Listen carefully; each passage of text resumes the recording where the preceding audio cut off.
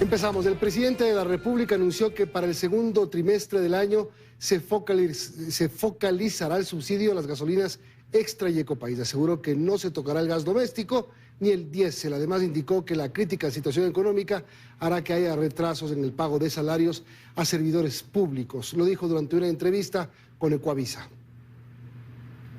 Un déficit de más de $5.000 millones no es la principal preocupación del presidente Daniel Noboa. Los retrasos que mantiene el Estado es lo que complica la situación económica. Así lo dijo durante una entrevista con Ecuavisa. Creamos $4.600 millones en retrasos del gobierno pasado. Básicamente el gobierno pasado desde el 1 de agosto dijo no pagó nada y se lo entucó al siguiente gobierno, que es el mío. La falta de recursos sumada a la guerra interna obliga, explica él, a tomar varias medidas de ajuste. Aunque no cuenta todavía con el apoyo de la mayoría en el legislativo para que su propuesta de incrementar el IVA sea aprobada, cree que aún hay tiempo de convencerlos. Hasta el último segundo trataremos de convencer a los otros grupos políticos que hasta el día de hoy han apoyado a las propuestas de este gobierno y hasta el día de hoy, por ese mismo comportamiento, es que tienen una popularidad de más del 60% por primera vez en muchísimos años en este país. Indica además que su planteamiento es un IVA diferenciado. Diferenciar el IVA para la generación de empleo. ¿Cómo?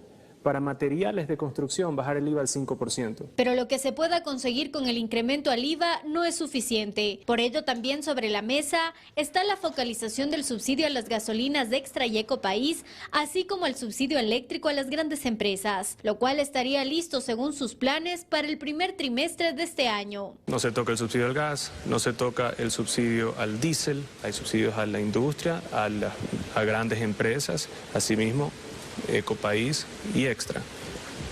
Tenemos que hacerlo segmentado, pero tenemos que hacerlo simultáneo también con el mejoramiento de eficiencia energética en temas eléctricos y en refinamiento nacional. Pero todo esto será a mediano plazo. Por ahora la situación es crítica y por ello reconoce que no hay dinero para pagar los salarios de este mes de los servidores públicos. El ministro de Economía había anunciado que se priorizará únicamente a policías, militares, médicos y maestros. Y toda la próxima semana iremos poniéndonos al día con el resto de funcionarios públicos. Pese a toda la situación, sostiene que el mundo ve con buenos ojos las medidas que se han tomado en Ecuador. Y el presidente Daniel Noboa será el tercero en intentar focalizar el subsidio a los combustibles en el 2023. El país gastó $2.300 millones en ese rubro. Todavía no se conoce cuál será el mecanismo de focalización, pero desde el Colegio de Economistas de Pichincha explican que se podría ahorrar hasta $1.600 millones. El presidente Daniel Noboa puso ya sobre la mesa sus intenciones de focalizar el subsidio a los combustibles. No es el primero. Los expresidentes Lenín Moreno y Guillermo Lasso también quisieron hacerlo, pero les significó duros reveses políticos y violentas protestas sociales, por lo que debieron recular. Faltó un poco más de tiempo para poder completar el proceso de seguimiento y de implementación. Hay un trabajo que está desarrollado, que puede ser potenciado y que perfectamente puede servirle de herramienta al actual gobierno. El subsidio a los combustibles le significó al país en 2023 $2.300 millones. Focalizar el subsidio a la Extra y la Ecopaís podría representar un ahorro significativo según cifras del Colegio de Economistas de Pichincha. Sería entre 1.2 y 1.6 mil millones de dólares al año. Pero esos montos podrían variar dependiendo del mecanismo de focalización que se utilice. Jiménez cree que hablar de bandas no es óptimo en este momento. Hoy por hoy creo que hay que entrar de lleno a la cuestión. Y de lleno a la cuestión significa entrar a la focalización. Él sostiene que en las mesas de diálogo que se instalaron con el movimiento indígena se llegaron ya a algunos criterios de exclusión. Por ejemplo, los dueños de vehículos con altos cilindrajes, quienes ganen más de $3.000 al mes o quienes posean 3 o más vehículos no podrían acceder al subsidio y que eso está listo para ser ejecutado, dice. Ya hay bases de datos que permiten cruzar esa información, porque lo peor que podría pasar, que ha sido uno de los grandes frenos por los cuales no se ha avanzado en la focalización, que se toma una definición y luego no se está en condiciones de implementarla. En todo caso, sea cual sea el mecanismo que se tome, deberán primero llegar a consensos para evitar estallidos sociales, sostienen los expertos. El Fondo Monetario Internacional en sus reportes de staff levantan una matriz de riesgos en los cuales especifican claramente que la estrategia comunicacional que se maneje desde la autoridad tiene que ser enfocada en primero llegar a acuerdos y socializar con los actores involucrados. Actualmente la gasolina extra y Ecopaís tienen un valor de $2.40 por galón. Sin el subsidio, la extra terminaría costando $2.65 y la Ecopaís $2.69. El servicio de prisiones será reformado y en el control de las cárceles contará con el apoyo permanente de las Fuerzas Armadas. Así lo anunció el presidente Noboa. Al momento, en conjunto, Marina, Fuerza Aérea y Terrestre han ido tomando el control de las cárceles. El panorama ha cambiado. Ya no hay privados de libertad en los techos de la cárcel regional del Guayas.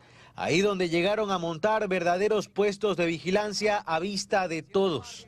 Estas imágenes datan de septiembre de 2023. Pero desde hace 17 días ya, las Fuerzas Armadas empezaron a tomar paulatinamente el control de los 37 centros carcelarios que existen en el país. En Guayas, el complejo carcelario, en el que se encuentran recluidas un poco más de 12.000 personas. El control está bajo el mando del Comando Operacional 2, integrado por uniformados de las 3 ramas de las Fuerzas Armadas. Y aunque el control de los filtros 2 y 3, los más cercanos a los reclusos, se han encargado a las Fuerzas Armadas, también se los puede ver en el filtro 1, en los ingresos que se observan desde el exterior. Pero después de esta intervención, ¿qué? En los planes del gobierno está que el acompañamiento de las Fuerzas Armadas sea permanente y que el servicio de prisiones, SNAI, se reestructure. ¿De qué forma? No se dan detalles, pero lo que sí se dice es que como está, no puede seguir. Primero hay que mantener un esquema de control constante en las cárceles. No podemos volver al sistema del SNAI anterior. La idea es que sigan cooperando con el SNAI. ¿Cooperando o hecho cargo totalmente? Cooperando. No se puede desaparecer el SNAI, pero deberían de estar cooperando las Fuerzas Armadas con el SNAI. El SNAI fue creado en 2018 durante la administración de Lenín Moreno. Desde entonces, las cárceles del país han sido escenario de una veintena de masacres, con al menos 500 asesinatos. Por el organismo han pasado 8 directores al mando de 2.900 guías penitenciarios, muchos de los cuales, por temor o complicidad, han facilitado el ingreso de armas, la construcción de celdas de lujo, entre otros ilícitos. Una estampa de la infiltración del crimen organizado es que el grupo terrorista Tiguerones está encabezado por un ex guía penitenciario, alias Comandante Willy. La primera reunión para llevar a cabo la repatriación de personas extranjeras privadas de la libertad se dio este martes entre la Corte Nacional y el SNAI. Allí se aclaró que ya se están viendo y dando conversaciones con los países involucrados. La sala de sesiones de la Corte Nacional de Justicia fue el sitio en el que se reunieron este martes los equipos técnicos tanto de la Alta Corte como del Servicio Nacional de Atención a Personas Privadas de la Libertad. Esto a horas de que el presidente de la República, Daniel Noboa, firmó el decreto 139, en el que dispone que se realicen los procedimientos pertinentes para la repatriación de personas extranjeras privadas de la libertad. Solamente un Estado fortalecido en su institucionalidad va a poder dar respuestas a lo que vivimos los ecuatorianos. Esto es un combate al terrorismo. Para juntamente con nuestros trabajos técnicos llegar a final término y poder repatriar a los ciudadanos extranjeros y de esa manera mejorar las condiciones de vida y los derechos de las personas privadas de libertad. Con el objetivo de coordinar acciones para lograr que esta repatriación se dé en las mejores condiciones, la Corte Nacional llegó ya con una propuesta. Nosotros hemos trabajado en la Corte Nacional en un borrador, en un proyecto de lo que podría ser una suerte de instructivo precisamente para la ejecución de las repatriaciones. Aunque el director del SNAI aseguró que las cifras son de carácter reservado, se conoce que aproximadamente un 10% de los PPL son extranjeros, por lo que ya se están realizando ciertos acercamientos. Nuestro canciller está indudablemente ya las conversaciones adelantadas, con las hermanas repúblicas de Colombia y Perú principalmente. El decreto 139 detalla que los ministerios de Relaciones Exteriores, de la Mujer y Derechos Humanos, del Interior y de Gobierno coordinarán las acciones necesarias para llevar a cabo el procedimiento, tomando en cuenta que cada caso será singularizado, quedando prohibida cualquier repatriación de colectivos. En las cárceles del país hay más de 31.000 reos. La mayoría son colombianos, según el gobierno nacional. Más detalles nos comparte María Mercedes Pesantes, quien nos acompaña en estudio. ¿Qué tal, compañeros, amigos televidentes? Tras la firma del decreto 139, es necesario revisar las últimas cifras del censo penitenciario. Existen 31.321 presos distribuidos en las 53 cárceles que tiene el país. De estos, un 10,4% son extranjeros, es decir, 3.245.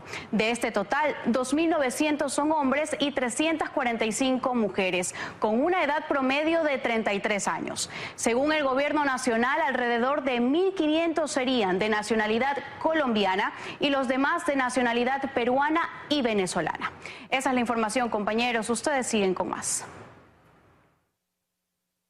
El acuerdo de cooperación entre Ecuador y Estados Unidos no implica un riesgo de soberanía, ya que las operaciones estarán comandadas por agentes nacionales.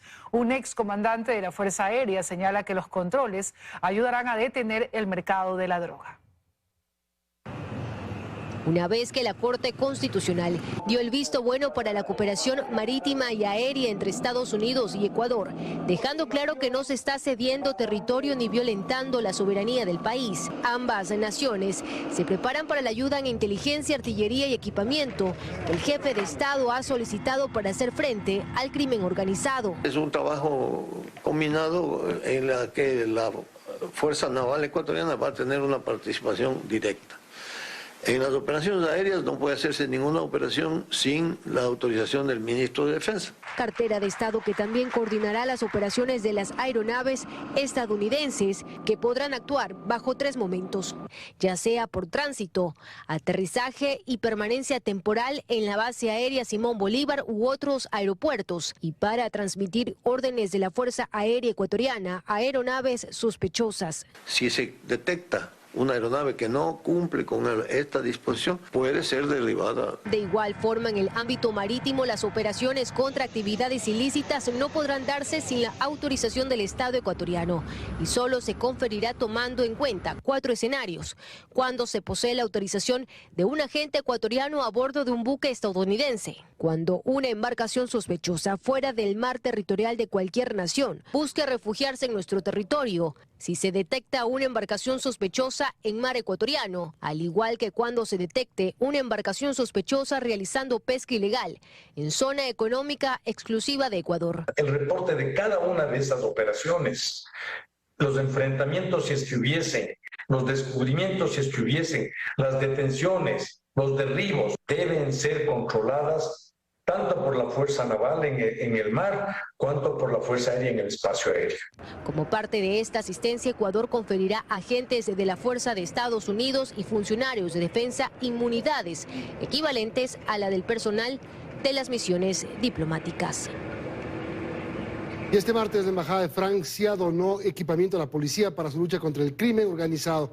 El embajador también anunció la impartición de clases de francés en la Escuela de Formación de Policías. Estos son los 5 equipos de buceo que fueron donados por la Embajada de Francia a la Policía Zonal 8 para que sean utilizados por sus unidades especiales. Un bote semirrígido también fue entregado. Con esta donación se pretende reforzar los patrullajes en las cercanías a los puertos de Guayaquil. La entrega de equipos se realizó este martes en el cuartel Modelo. Estamos dando cuenta de lo que hace la cooperación internacional. El embajador de Francia también estuvo presente en el evento y anunció que se brindarán clases de francés en la Escuela de Formación de Policías. El objetivo es que gendarmes ecuatorianos se puedan especializar en el país extranjero. Esta enseñanza es similar a la que ya se imparte, por ejemplo, a las fuerzas Armadas. De su parte, el comandante de la zona 8 agradeció la entrega de equipamiento y resaltó que en lo que va del estado de excepción se han detenido cerca de 5.000 sujetos, de los cuales 237 son procesados por terrorismo. La entrega mencionada se la realiza en el marco de cooperación internacional en seguridad ciudadana. Días atrás, Estados Unidos ya donó vehículos y equipos para la Policía Nacional y Fuerzas Armadas. Y en Quito existe una reducción de 35% en varios delitos debido a los operativos intensificados que desarrollan las fuerzas del orden. Delitos como robos, asaltos a locales comerciales y sicariatos han reducido considerablemente en la capital desde el pasado 11 de enero. El comandante del Distrito Metropolitano de Quito manifiesta que esto es gracias a los macrooperativos que se han intensificado en la ciudad. Nos hemos enfocado en lugares donde existe mayor incidencia tanto delictiva, 1, y 2, donde existe afluencia de personas. Ustedes han visto la presencia nuestra en lo que es las estaciones, paradas de buses, de estaciones, en este caso inclusive del metro, también de trolebús. Lugares donde también realizan operaciones las Fuerzas Armadas durante las 24 horas del día. En horas de la madrugada, mañana, tarde y noche, constantemente.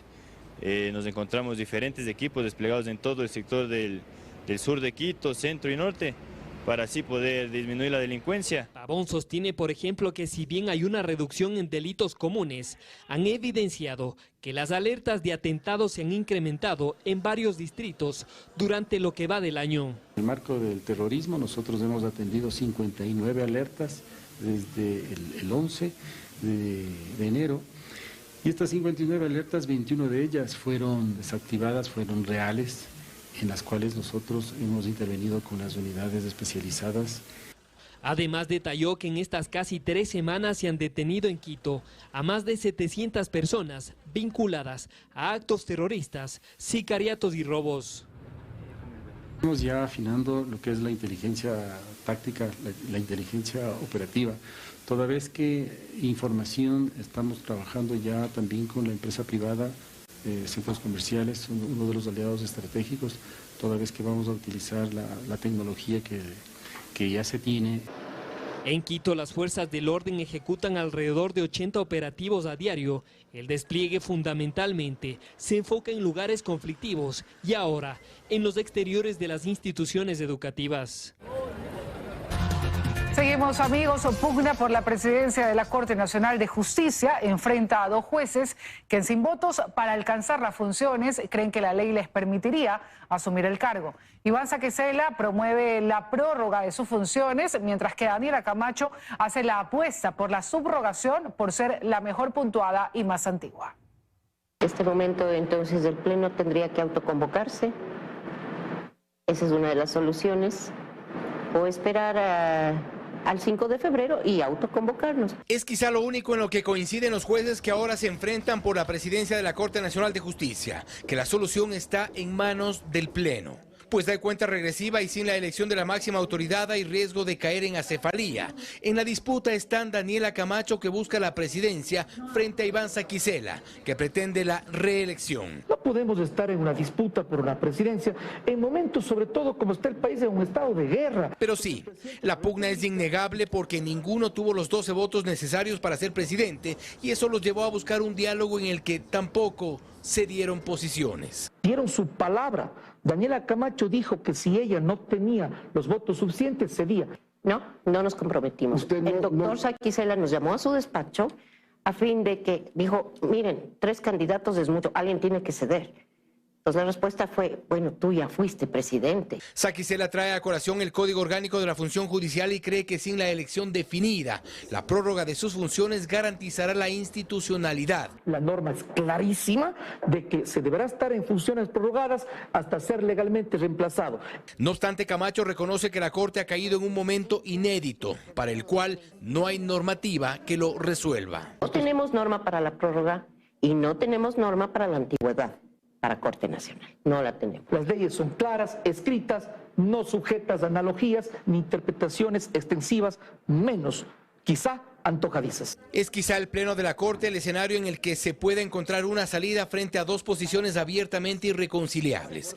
Decisión que también deberá acelerarse, pues en esta semana 4 jueces dejarán sus funciones y la Corte no solo que no tendría presidente, ni siquiera podría tener quórum para elegirlo. El informe del proyecto de ley de extinción de dominio enviado como económico urgente irá a primer debate el jueves.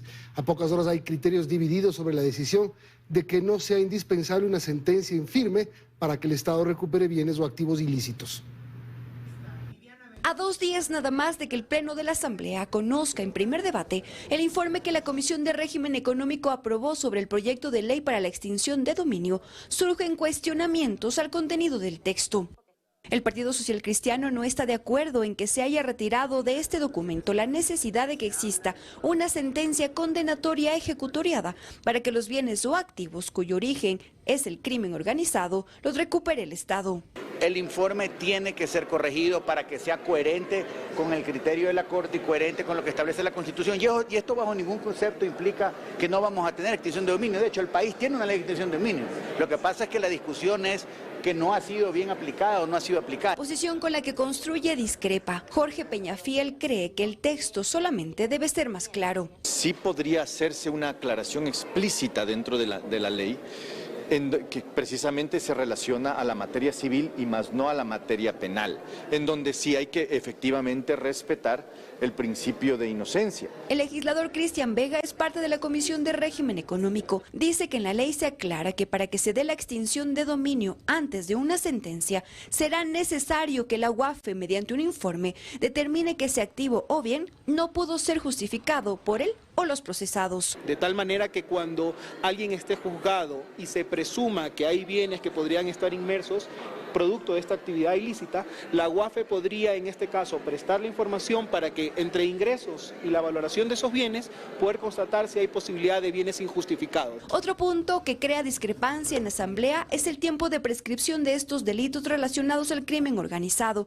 Este proyecto de ley dice que tendrán vigencia hasta por 80 años. Cuando ya faltan más o menos 4 minutos. El ex vicepresidente Jorge Glass y cabecillas de bandas delictivas compartieron abogados y se beneficiaron de decisiones de los mismos jueces en más de una ocasión. El caso Metástasis reveló hace poco una nueva conexión. En el caso Metástasis compartió un mismo abogado con Daniel Salcedo hasta hace poco. Global Pax es el alias del abogado Cristian Romero, según las investigaciones de la Fiscalía. En su haber la defensa de Leandro Norero y del ex vicepresidente Jorge Glass.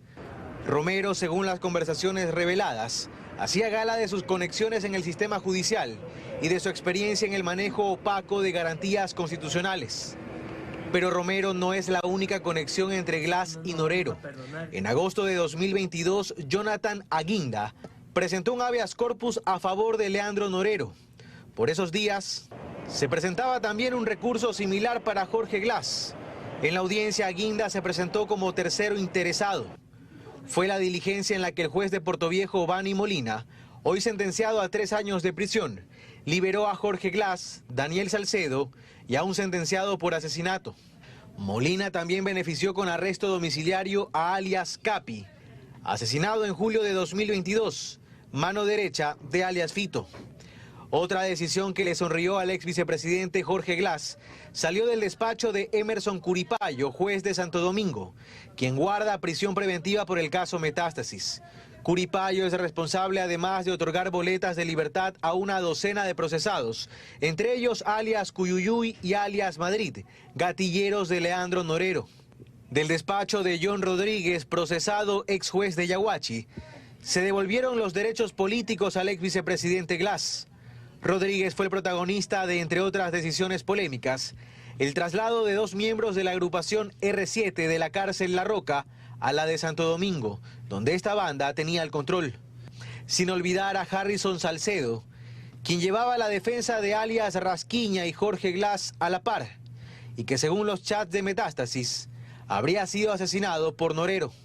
Se trata de puntos en común, en al menos una decena de casos diferentes. La Corte Nacional de Justicia ratificó este martes la sentencia de 8 años de prisión en contra de Walter Solís, exsecretario del Agua durante el gobierno de Rafael Correa. Él fue acusado por el delito de peculado. Solís también fue sentenciado en el caso Sobornos 2012-2016 y está prófugo desde hace varios años y en 2021 recibió el estatus de refugiado por parte de México. Una fuerte lluvia que duró 14 horas afectó a 3 cantones de Esmeraldas. En la capital de la provincia, más de 100 viviendas quedaron inundadas por el desbordamiento del río Teaone. Además, en Muisne y Atacames también se presentaron afectaciones. Con tristeza en los ojos se encontraba Javier, quien nos cuenta que le toca volver a empezar desde cero porque lo perdió todo en la inundación e incluso su herramienta de trabajo. Cuando me levanté a las 5 ya el agua ya estaba, ya no pude hacer nada, mi mamá se asustó y la agarré a mi mamá, se comenzaron a caer las cosas, todo, y no pude sacar el carro, no tuve tiempo de nada. Y es que el escenario de todos los años se vuelve a repetir. Barrios inundados, afluentes desbordados y calles convertidas en ríos debido a las intensas lluvias. 3 serían las localidades de la provincia de Esmeraldas que se han visto gravemente afectadas. Según el Instituto Nacional de Meteorología e Hidrología, INAMI, el temporal de las últimas horas está ligado al fenómeno de El Niño. Las afectaciones graves son en los barrios de Gatazo, Primavera y Costa Verde al sur de la ciudad. No es tanto que pedimos, pero que lo que más pueda que nos ayuden. En el barrio Lucha de los Pobres, una pared de cemento de la Unidad Educativa Fiscal Jaime Hurtado, donde estudian 384 alumnos, colapsó en su totalidad. Durante la mañana de este martes, varios vehículos quedaron atrapados en las calles debido al colapso de las alcantarillas. El municipio de Esmeraldas, la Secretaría de Riesgos y el gobernador de la provincia activaron todos los protocolos de emergencia y movilizaron al personal y maquinaria para atender la situación. No es posible que veamos a las familias que no tienen un espacio donde estar tranquilos, donde puedan vivir. En tanto que en el cantón Muisne y en Atacames también se presentaron deslizamientos de tierras, inundaciones. El sector agrícola se vio severamente afectado y una vía colapsó en la parroquia Galera. Los animales empezaron a ladrar y por eso nos dimos cuenta. El Ministerio de Transportes y Obras Públicas indicó que la vía Esmeraldas-Quirindé también se encuentra afectada, específicamente a la altura de los sectores Chille, El Roto y Palma Real, y que se coordinan acciones con los organismos de primera respuesta para brindar atención y realizar el levantamiento completo de la información correspondiente. El cantón Pedernales de Manabí amaneció inundado después de las fuertes lluvias registradas la noche del lunes y la madrugada del martes. Según la Secretaría de Gestión de Riesgos de Manabí, hay familias damnificadas y viviendas destruidas. Precipitaciones que duraron más de 7 horas dejaron múltiples afectaciones en la provincia de Manabí. Y es que producto de la fuerte lluvia, el río Beche y Tachina se desbordaron, provocando que varios sectores de la parroquia Cojimíes del cantón Pedernales se inunden, como también se desbordó el estero Pambilar en el cantón El Carmen. Según la Secretaría de Gestión de Riesgos, los sectores más afectados están en el cantón Pedernales y son Beche, Casablanca, Cheve Abajo, San Luis, Cañero y Babacuy, dejando 20 viviendas afectadas, 20 familias afectadas, una vivienda destruida y una familia damnificada. Varias instituciones educativas de Pedernales quedaron inundadas. De ahí que para evitar más afectaciones al interior de las viviendas, moradores sacaron las pertenencias de sus casas. Y de manera preliminar se conoció que hay personas desaparecidas. Según el Instituto Nacional de Meteorología e Hidrología, INAMI, en Pedernales se registraron lluvias de 191.1 milímetros, es decir, de un nivel extremadamente fuerte. Y que la razón sería la época invernal, más la elevada temperatura del mar frente a la costa norte de Ecuador, que se relaciona al evento climático de El Niño. El INAMI también indicó que se prevé que las lluvias continúen presentándose en los próximos días al interior de la provincia de Manabí, aunque de menor intensidad.